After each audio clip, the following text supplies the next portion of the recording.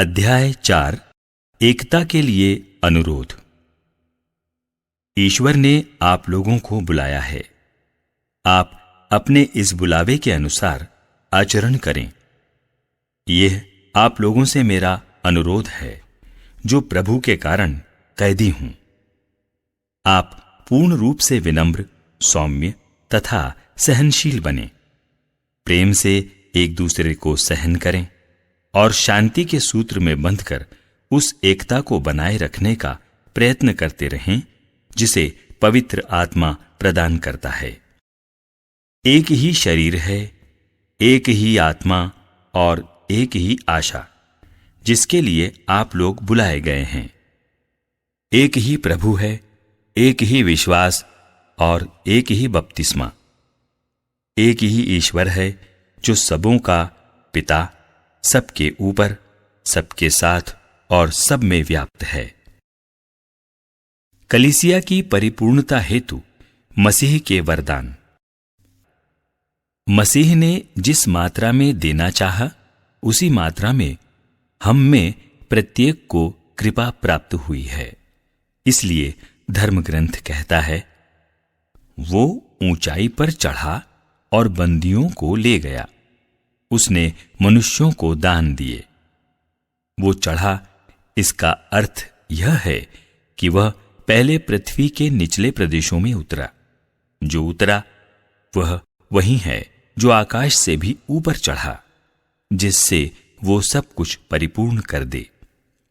उन्होंने कुछ लोगों को प्रेरित, कुछ को नबी, कुछ को सुसमाचार प्रचारक और कुछ को चरवाहे तथा आचार्य होने का वरदान दिया।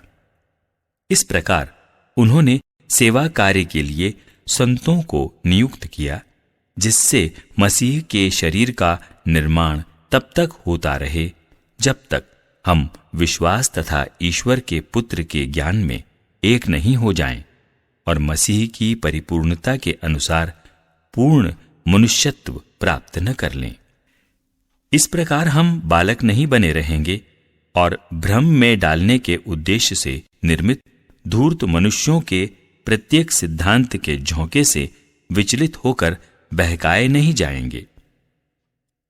हम प्रेम से प्रेरित होकर सत्य बोलें और इस तरह मसीह की परिपूर्णता प्राप्त करें। वह हमारे शीर्ष हैं और उनसे समस्त शरीर को बल मिलता है। वह शरीर अपनी सब संधियों द्वारा सुसंगठित होकर प्रत्येक अंग की समुचित सक्रियता से अपनी परिपूर्णता तक पहुंचता और प्रेम द्वारा अपना निर्माण करता है। आप लोग नवीन स्वभाव धारण करें। मैं आप लोगों से यह कहता हूं और प्रभु के नाम पर यह अनुरोध करता हूं कि आप अब से गैर यहूदियों जैसा आचरण नहीं करें, जो बेकार की बातों की चिंता करते हैं। उनकी बुद्धि पर अंधकार छाया हुआ है। वे अपने अज्ञान और हृदय की कठोरता के कारण ईश्वरीय जीवन से बहिष्कृत हो गए हैं। वे नैतिक बोध से शून्य होकर लंपटता के वशीभूत हो गए हैं और उनमें हर प्रकार के अशुद्ध कर्म की लालसा निवास करती है। आप लोगों को मसीह से ऐसी शिक्षा नहीं मिली।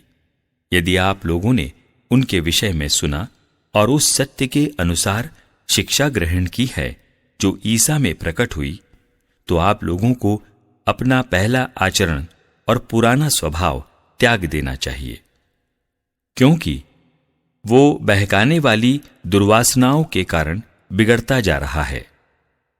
आप लोग पूर्ण रूप से नवीन आध्यात्मिक विचारधारा अपनाएं और एक नवीन स्वभाव धारण करें, जिसकी सृष्टि ईश्वर के अनुसार हुई है और जो धार्मिकता तथा सच्ची पवित्रता में व्यक्त होता है। इसलिए आप लोग झूठ बोलना छोड़ दें और एक दूसरे से सच ही बोलें, क्योंकि हम एक दूसरे के अंग हैं। यदि आप क्रुद्ध हो जाएं तो इस कारण पाप न करें। सूरज के डूबने तक अपना क्रोध कायम नहीं रहने दें। शैतान को अवसर नहीं देना चाहिए।